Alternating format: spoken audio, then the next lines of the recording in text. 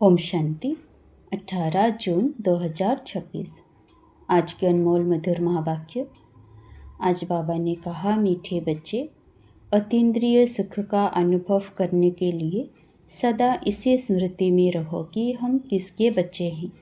अगर बाप को भूले तो सुख गुम हो जाएगा। प्रश्न, बाप के मिलने की स्थायी खुशी किन बच्चों को रहती है? उत्तर, जिन बच्चों ने एक से अपने सर्व संबंध जोड़े हैं, जो एक बाप की याद में रहने की ही मेहनत करते हैं, किसी देहधारी को याद नहीं करते, उन्हें ही स्थायी खुशी रहती है। अगर देहधारी की याद है तो बहुत रोना पड़ेगा। विश्व का मालिक बनने वाले कभी रोते नहीं। गीत, बचपन के दिन भुला ना देना। ओम शांति। बाप कहते हैं, मीठे बच्चों, हम बेहद के बाप के बच्चे हैं, यह भूलो मत। यह भूले तो अपने को रुला देंगे। छी दुनिया में बुद्धि चली जाएगी। बाप की याद रहने से अतीन्द्रिय सुख भासता है। वह सुख बाप को भूल जाने से गुम हो जाएगा। हरदम याद रहना चाहिए कि हम बाबा के बच्चे हैं, नहीं तो अपने को रुला देंगे। सब भगवान के बच्चे हैं। सब कहते हैं, हे बाबा, हे परमपिता परमात्मा, रक्षा करो। परंतु बाप से रक्षा कब होती है यह किसी को भी पता नहीं है।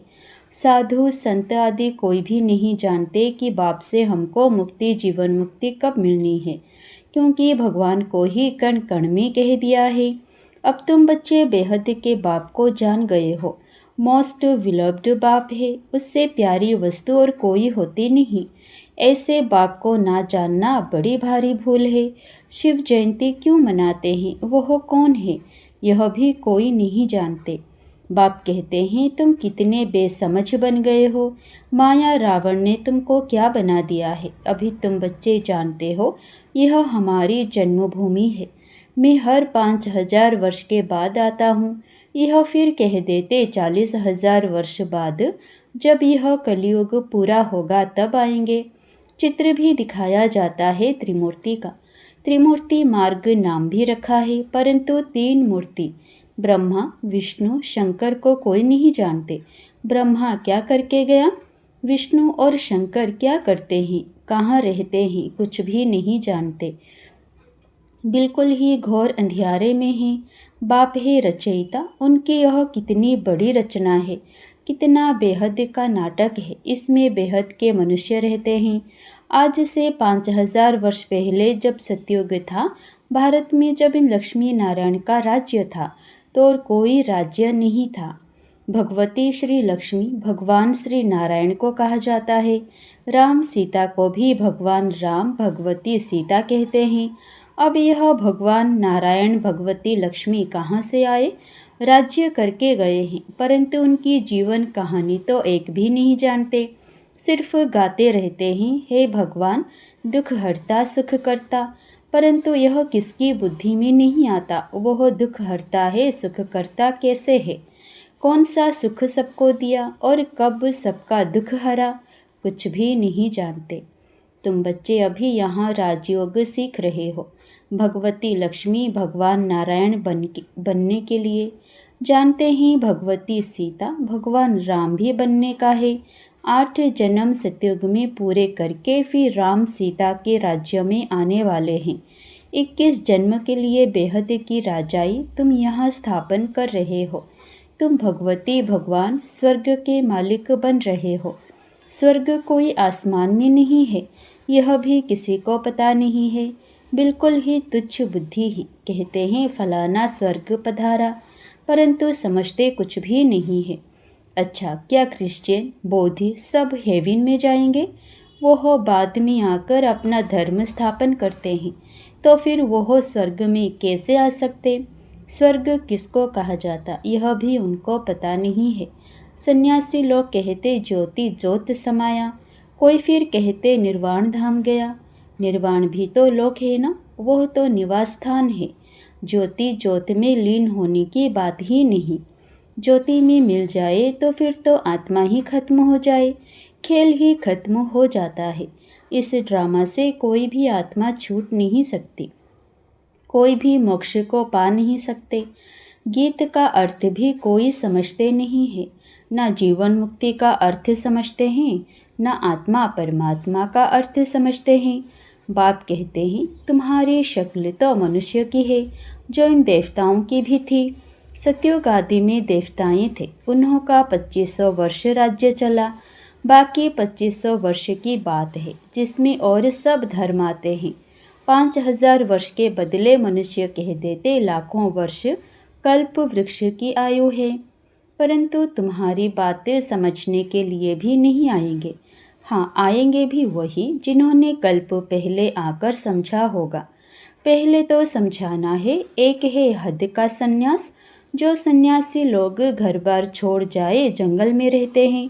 पहले पहले वो सतो प्रधान थे, फिर अब तमो प्रधान बने हैं, तो जंगलों से लौटकर आए बड़े बड़े महल बनाए हैं।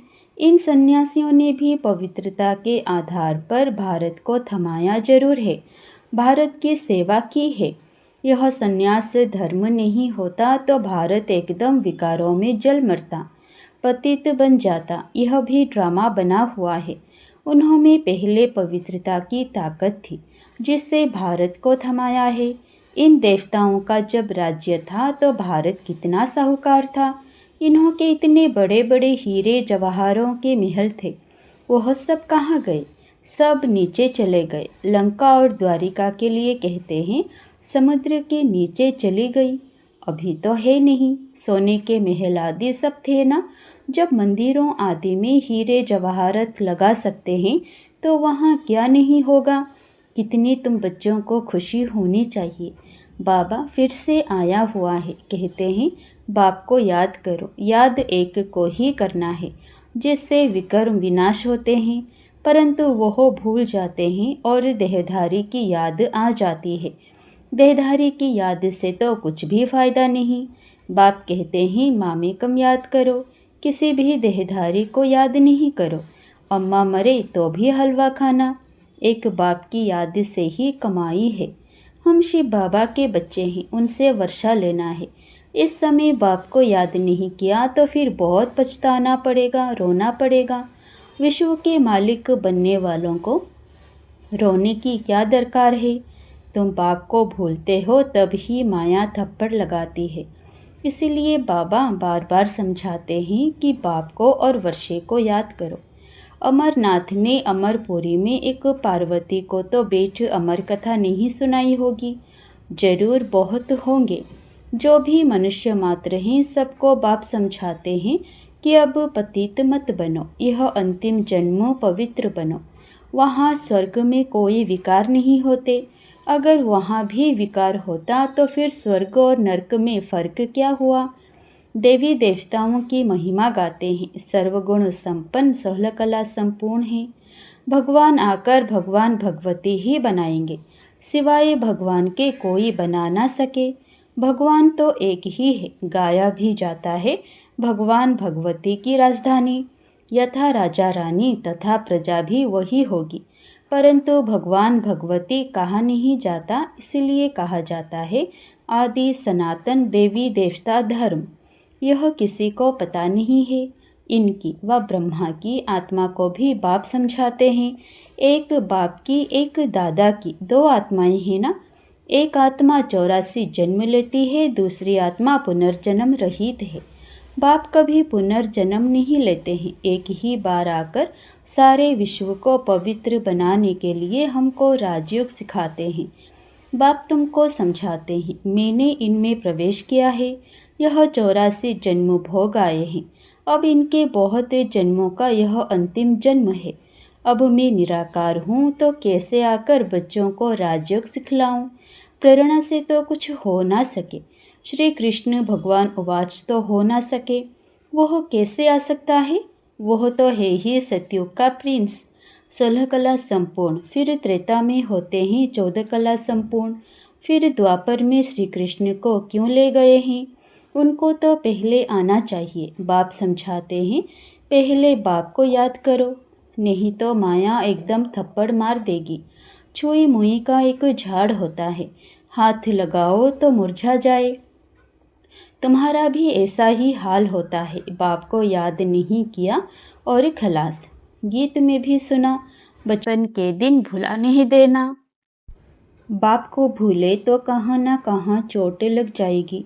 बाप कहते हैं तुम हमारे बच्चे हो ना, यह शरीर तो विश्व पैदा हुआ है, वह इनके लौकिक माँ बाप हैं, यह तो है पारलौकिक बाप और इनको फिर अलौकिक बाप कहा जाता है। यह हद का था फिर बेहद का बन गया। अभी देखो यह लौकिक बच्ची निर्मल शांता बैठी है ना, यह लौकिक भी है अलौकिक भी है पारलौकिक भी है। बाकी शिव बाबा के तो भाई बहन है नहीं, न लौकिक न अलौकिक न पारलौकिक। कितना फ़र्क है। एक बाप का बनना मासी का घर नहीं है, ऐसे बाप से संबंध जोड़ना है, टाइम लगता है। शिव बाबा की याद में रहना बड़ी मेहनत है। कई 50 वर्ष से रहने वाले भी सारा दिन शिव बाबा को याद भी नहीं करते, ऐसे भी हैं। और सबको भूल एक को याद करना बहुत बहुत मेहनत है। कोई 1% याद करते हैं, कोई 2%, कोई 0.5% भी मुश्किल याद करते हैं। यह बड़ी भारी मंजिल है। तो बाप समझाते हैं बचपन को नहीं भूलना, बाप से स्वर्ग का वर्षा मिलता है। तुम जानते हो हम जीते जी मरकर बाप के आकर बने हैं। नई दुनिया में जाने के लिए तो तुम्हें स्थायी खुशी रहनी चाहिए। ओहो, हम डबल सिरताज बनेंगे। मनुष्य थोड़े ही जानते हैं कि सतयुग में इन देवताओं को 16 कला संपूर्ण और 14 कला संपूर्ण क्यों कहते हैं। कुछ भी नहीं जानते हैं। यह भक्ति मार्ग के शास्त्र आदि फिर भी बनेंगे, यह हठयोग तीर्थ यात्रा आदि सब फिर भी होंगे, परंतु इससे क्या होगा? क्या हेवन में जाएंगे? नहीं। बहुत रिद्धि सिद्धि से काम करते हैं। रिद्धि सिद्धि वाले बहुत हैं, हजारों मनुष्य उनके पिछाड़ी पड़ते रहते हैं। रिद्धि सिद्धि से बहुत घड़ियाँ आदि चीज़ें निकालते हैं। यह थोड़े ही समझते कि यह अल्पकाल के लिए सब हैं। इसमें बहुत मेहनत करनी पड़ती है। यह रिद्धि सिद्धि आदि सीखने की भी किताब होती है। कितने लाखों मनुष्य उनके पिछाड़ी पड़ते हैं। तुम बच्चे जानते हो हमको बाबा से स्वर्ग का वर्षा मिलता है। इन आँखों से जो कुछ देखते हो वह नहीं रहेगा। बाप समझाते हैं तुम अशरीरी आए थे, फिर शरीर साथ पाठ बजाया। अगर 84 लाख का हिसाब किताब बताएं तो 12 मास लग जाएं, हो ही नहीं सकता। 84 जन्मों का हिसाब किताब बताना तो बिल्कुल सहज है। तुम 84 का चक्र लगाते रहते हो। सूर्यवंशी हैं तो चंद्रवंशी नहीं। सूर्यवंशी घराना पूरा हुआ फिर चंद्रवंशी बने। अभी तुम जानते हो हम हैं ब्राह्मण वंशी, फिर देवता वंशी बनना है, इसलिए हम पढ़ाई पढ़ रहे हैं। फिर सीढ़ी नीचे उतरते उतरते वैश्य शूद्र वंशी बनेंगे। अभी अपने 84 जन्मों की स्मृति आई है, यह चक्र भी याद करना पड़े। बाप को याद करने से एवर हेल्दी एवर वेल्दी बनेंगे, पाप कट जाएंगे। चक्र को जानने से चक्रवर्ती बन जाएंगे। तुम जानते हो यह पुरानी दुनिया कब्रिस्तान बननी है, कुछ भी नहीं रहेगा, खत्म हो जाएगा। राम गयो रावण गयो, राम का कितना छोटा परिवार होगा। सतयुग में अभी रावण का कितना बड़ा परिवार है। बच्चे जानते हैं कि यह राजधानी स्थापन हो रही है। हर बात में पुरुषार्थ फर्स्ट है। बाप पुरुषार्थ कराते हैं। बच्चे मुझे याद करो। जिस बाप से अथाह स्वर्ग की बादशाही मिलती है, क्या उनको याद नहीं करेंगे? बाप स्मृति दिलाते हैं कि तुम स्वर्ग के मालिक थे, अब फिर से पुरुषार्थ कर स्वर्ग के मालिक बनो। अच्छा, मीठे मीठे सिक्की लधे बच्चों प्रति माता पिता बाप दादा का याद प्यार और गुड मॉर्निंग। रूहानी बाप की रूहानी बच्चों को नमस्ते। धारणा के लिए मुख्य सार। पहला, कभी भी किसी बात में छुई मुई नहीं बनना है। ईश्वरीय बचपन को भूल मुरझाना नहीं है। इन आँखों से जो कुछ दिखाई देता है उसे देखते भी नहीं देखना है। दूसरा, एक बाप की याद में ही कमाई है, इसलिए देहधारियों को याद कर रोना नहीं है। बाप और वर्षे को याद कर विश्व की बादशाही लेनी है। वरदान, श्रेष्ठ मत के आधार पर मायावी संग दोष से परे रहने वाले शक्ति स्वरूप भव। बच्चों की एक कंप्लेन रहती है कि संबंधी नहीं सुनते, संग अच्छा नहीं है, इस कारण शक्तिशाली नहीं बन सकते।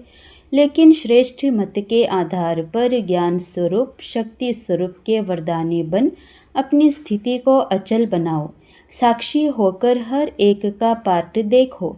अपने सतोगुणी पार्ट में स्थित रहो। सदा बाप के संग में रहो तो तमोगुणी आत्मा के संग के रंग का प्रभाव पड़ नहीं सकता। स्लोगन: कर्मयोगी वह है जो कर्म के कल्प वृक्ष की डाली पर बैठ कर्म करते भी उपराम स्थिति में रहे। अव्यक्त इशारे: सदा हर्षित रहने के लिए अपनी नेचर को सरल बनाओ, सहनशील बनो। जैसे कोई की विशेष नेचर होती है, उस नेचर के वश ना चाहते भी चलते रहते हैं। कहते हैं चाहती नहीं हूँ लेकिन मेरी यह नेचर है। ऐसे आप बच्चों की सरल नेचर हो जो सबको अनुभव हो कि यह सहज योगी स्वतः योगी हैं। क्या करूं, कैसे योग लगाऊं, यह बातें खत्म है ही सदा सहयोगी अर्थात योगी। इस एक बात को नेचर और नेचुरल करने से सभी सब्जेक्ट में परफेक्ट हो जाएंगे। अच्छा, ओम शांति।